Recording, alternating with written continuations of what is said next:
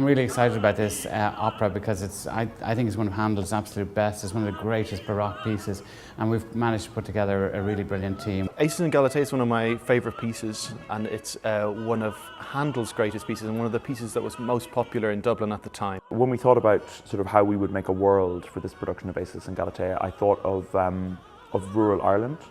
I thought of a long tradition in Irish theatre of depicting rural Ireland. So it's a kind of country and Irish Wild West with line dancing and love triangles and alcohol and violence.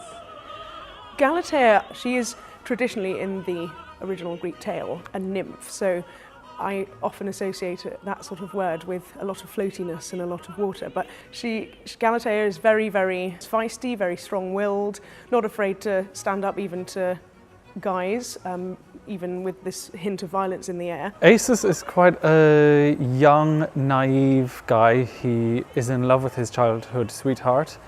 In this production, he's been away travelling. He comes back home. His childhood sweetheart has been in a situation where another guy in the village has been making advances towards her. Polyphemus in mythology was the son of Poseidon. He was a cyclops, a horrible evil monster, but since we've updated the production, in terms of our story, he's just the other man.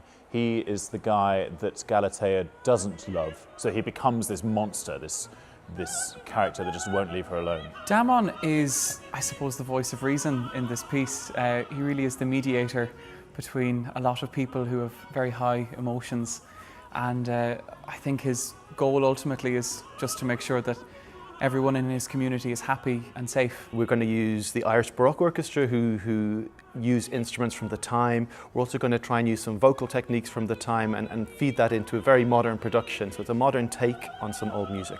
This bringing it into the contemporary world is to allow the singers to bring their own lives, their own experience as close as possible to the piece. You can feel quite naked because it can actually feel a lot more like it's you doing the actions or doing the having the feelings, and that's quite, well, hopefully that's quite exciting for an audience member to see.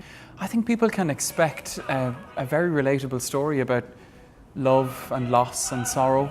It demonstrates the restorative power of a group of people who care about one another and who are there to support each other through the good times and the bad. Opera Theatre Company has a big tradition of doing Handel. It's done many of Handel's operas, and including Acis and Galatea once previously. It hasn't been to many of the venues we're going to on this tour.